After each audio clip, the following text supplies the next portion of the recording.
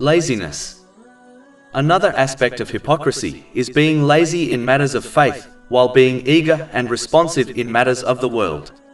It is often seen how some Muslims can easily spend the night earning wealth, but if they are requested to dedicate a small portion of the night in voluntary worship, such as reciting the Holy Quran, they find it burdensome and suddenly become lazy. These same people will happily go out in the middle of the night for the sake of traveling or entertainment, yet their bodies become like immovable mountains when they are advised to attend the local mosque for the morning obligatory prayer. These people will dedicate hours on end to learning worldly knowledge, which is not prohibited in Islam, yet will not find the energy or time to study a single verse of the Holy Quran or a single narration of the Holy Prophet Muhammad, peace and blessings be upon him. They will stare at a television for hours enjoying their mindless dramas and films, yet their eyes will suddenly become too heavy to keep open when invited to watch a short religious program. It is strange how Muslims desire the constant help and support of Allah, the Exalted, yet they are too lazy to dedicate a small fraction of their day in acts which please Him beyond the obligatory prayers, which in total take less than an hour to complete. Muslims must understand that what they give is what they shall receive. If they behave lazily and turn away from those acts which please Allah, the Exalted, then they should not expect much help from Him in their hour of need.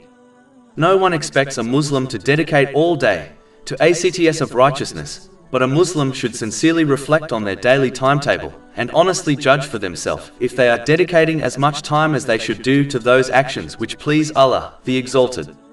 If a person can make time for earning unnecessary wealth and enjoying other worldly activities, they should avoid laziness and make time for Allah, the Exalted.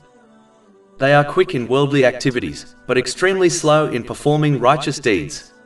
For example, the Holy Prophet Muhammad, peace and blessings be upon him, once described their attitude towards performing the obligatory prayers in a narration found in Jami' at-Tirmidhi, number 160. They wait until the last possible moment to offer their obligatory prayer, rush through it without fulfilling its etiquettes, such as pausing in between each position, and only remember Allah, the Exalted, a little before they rush off back to their worldly activities. Chapter 4 An-Nisa, verse 142. Indeed, the hypocrites think to deceive Allah, but He is deceiving them. And when they stand for prayer, they stand lazily, showing themselves to the people and not remembering Allah except a little. These people very rarely offer the congregational prayer at the mosque, even though they have no valid excuse. In fact, the only thing preventing them is their extreme laziness towards acts of righteousness. They avoid this righteous deed, even though many narrations discuss its importance. For example, the Holy Prophet Muhammad, peace and blessings be upon him, once warned in a narration found in Sunan Abu Dawud, number 548, that he desired to appoint someone else to lead the prayer, and then order for the houses of those men who do not pray with the congregation at the mosque without a valid reason to be burned down. In fact, one narration found in Sunan an-Nasai, number 850, advises that the one who did not offer the obligatory prayer with congregation at the mosque without a valid excuse in the time of the Holy Prophet Muhammad, peace and blessings be upon him, was considered a hypocrite by the companions, may Allah be pleased with them, as this was their usual habit.